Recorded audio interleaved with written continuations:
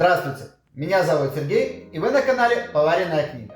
И в этом видео я покажу, как приготовить один из классических британских пирогов, полностью раскрывающий все особенности национальной британской кухни. Сытный, вкусный и очень ароматный.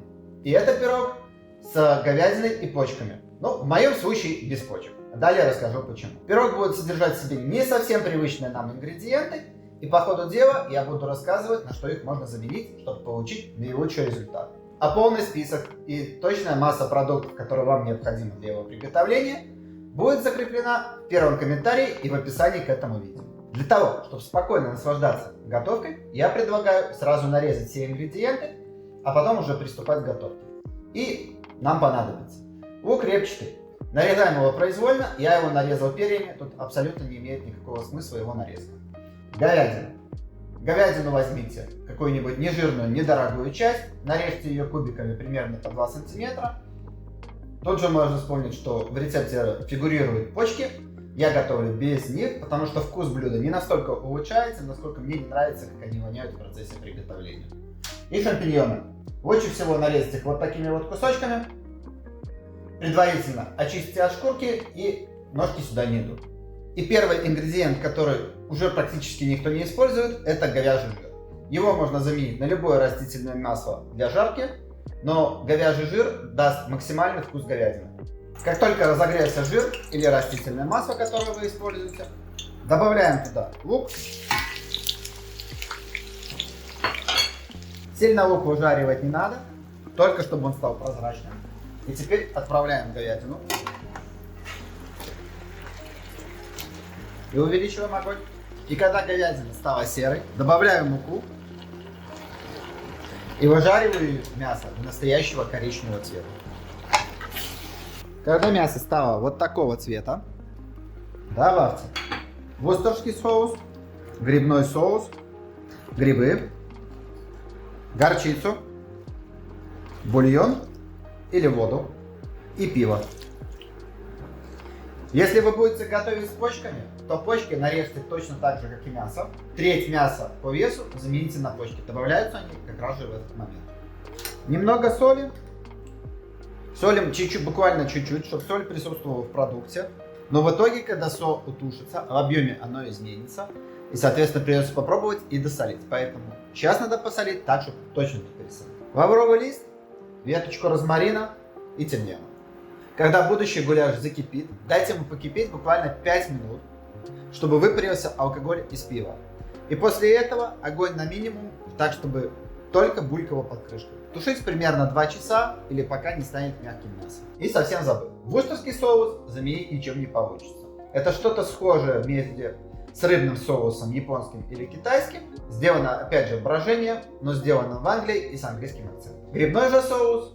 Он также известен как грибной кетчуп, соус очень древний, ныне не распространенный. Причем слово кетчуп за ним закрепилось гораздо раньше, чем появился наш привычный томатный кетчуп. По своей сути, это когда начинаете жарить шампиньоны, с них выделяется черная жидкость. Вот эта вот черная жидкость, выпаренная и приправленная, и является грибной кетчуп. И для того, чтобы его заменить, можете использовать просто ароматные лесные грибы, либо же взять обычную грибную приправу. Если вас заинтересовал грибной кетчуп, пишите комментарии. Если наберется хотя бы 5 комментариев, покажу, как его приготовить в домашних условиях. Готовится он, кстати, несложно. А пока начинка тушится, подготовим тесто.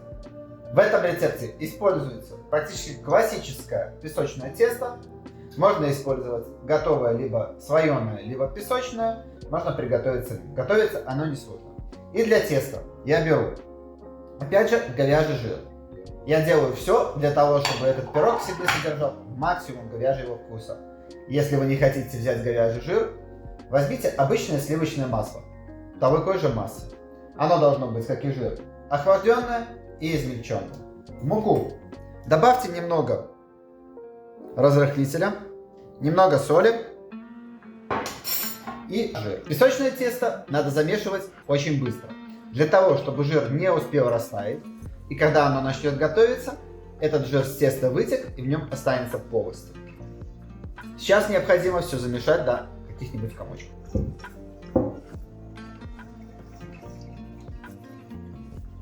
И когда получились, в принципе, однородные комочки, Добавляем петрушку и по капулечке бульон или воду.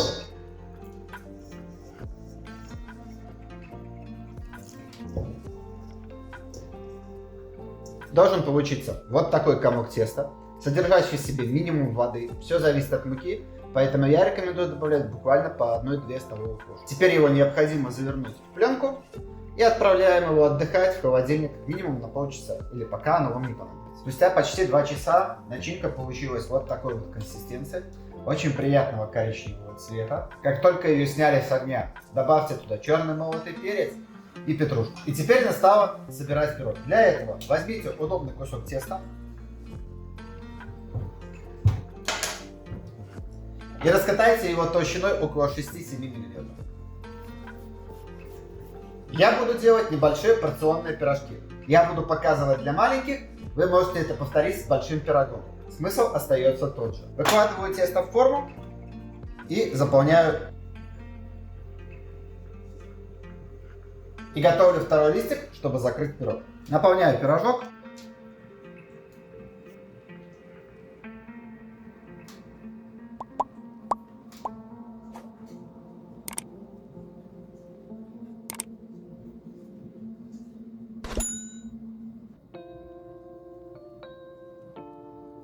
Я специально обрезал тесто чуть больше, чем край формы, для того, чтобы сейчас качественно все это защипить.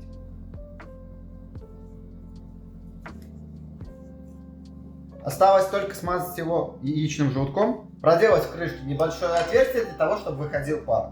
И в духовку его 200 градусов 40 минут. Как вынули этот пирог из духовки, дайте ему постоять 5 минут. А подавать его лучше всего не единственным пирогом, а с картошкой и обжаренным зеленым горошком. Или любым другим гарниром на ваш выбор.